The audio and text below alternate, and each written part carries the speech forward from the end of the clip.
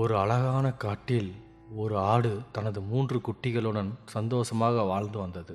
ஒரு நாள் அந்த தாயாடு தனது 3 குட்டிகளையும் அழைத்து, நான் இன்னும் வெகு காலம் உங்களுடன் இருக்க முடியாது, எனக்கு பிறகும் நீங்கள் நன்றாக வாழ வேண்டும் என்று கூறியது. இந்த காட்டில் நிறைய மிருகங்கள் உள்ளது. நரி, சிங்கம், புலி இவைகள் அனைத்தும் நம்மை போன்ற தாவர உண்ணியான மிருகங்களை கொன்று உண்ணவே பிறப்பெடுத்துள்ளது. அவைகளிடமிருந்து தப்பித்து வாழ்வதே நமக்கு மிகப்பெரிய சவால்தான். இந்த காட்டின் மலை உச்சியில் ஒரு நல்ல இடம் உள்ளது. அங்கு வழுக்கு பாறைகள் அதிகம் இருப்பதால் கொடூரமான மிருகங்களால் வர முடியாது. நீங்கள் மூவரும் அங்கு சென்று வாழ்ந்தால் மிகவும் பாதுகாப்பாக இருப்பீர்கள் என்று தனது குட்டிகளுக்கு அறிவுரை கூறியது. சில நாட்களில் தாயாடு நோய்வாய்ப்பட்டு இறந்துவிட்டது.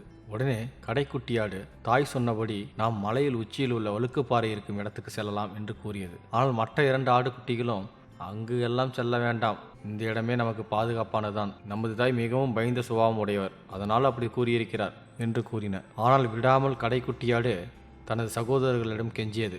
யோசித்து பார்த்த 2வது குட்டி சரி என்று ஒப்புக்கொண்டது. ஆனால் முதல் குட்டி, நான் மிகவும் தைரியசாலி, நான் எல்லாம் ஓடி ஒளிய மாட்டேன், நான் வரும் பிரச்சனையை சந்தித்துக் கொள்கிறேன், நீங்கள் வேணால் பயந்து ஓடி ஒளிந்து கொள்ளுங்கள் என்று இருமாப்புடன் கூறியது. உடனே 2ஆம் குட்டியும் 3ஆம் குட்டியும் மலை உச்சியை நோக்கி நடக்க ஆரம்பித்தன. பாதி மலையை கடந்ததும் 2வது குட்டியால் மலை ஏற முடியவில்லை.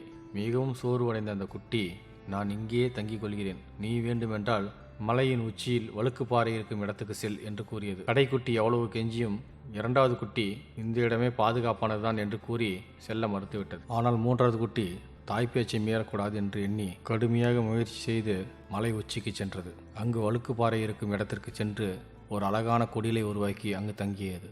மலையின் அடிவாரத்தில் ஒரு மரத்தடியில் தங்கிய குட்டி ஒரு சிங்கத்துக்கு இரையாகி போனது. மலையின் நடுப்பகுதியில் ஓலைகளை கொண்டு ஒரு சிறு குடிலை அமைத்த 2வது குட்டி புலிக்கு இரையானது. ஆனால் 3வது குட்டியோ மலையின் உச்சியில் வழுக்கு பாறைகள் மீது கருங்கலை வைத்து தனது குடிலை அது செய்து கொண்டது. அச்சுறுத்து மிருகங்கள் அதிகம் வராததால் அது நிம்மதியாக அங்கு வாழ்ந்தது. அப்படியே ஓரிரு மிருகங்கள் அங்கு வந்தாலும் அது தான் கட்டிய கருங்கல் குடிலில் சென்று கதவை மூடிக்கொண்டு பாதுகாப்பாக தங்கியது. தாயின் பேச்சை கேட்காத 2வது குட்டியும் முதல் குட்டியும் சிங்கத்திடமும் புலியிடமும் சிக்கி இறந்தன. ஆனால் கடைக்குட்டியோ தாயின் பேச்சை மீறாமல் தாய் சொன்னபடி செய்தது. பல வருடங்களை கடந்து மலை உச்சியில் தனக்கான ஒரு குடும்பத்தை உருவாக்கி கொண்டு சந்தோஷமாக வாழ்கிறது. நன்றி.